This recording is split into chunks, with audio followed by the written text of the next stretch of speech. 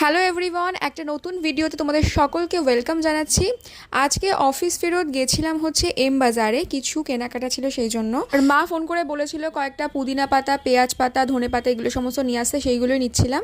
আর সোদপুরে এই মোমোর দোকানটা থেকে মোমো খেয়েছি, যেখানে 50 টাকায় 7 পিস মোমো দিয়েছিল। মানে এটা একটা আলাদাই, বিকজ সব জায়গায় 5টা বা 6টা মোমোই দেয়, আর এখানে 7 পিস মোমো দিয়েছে।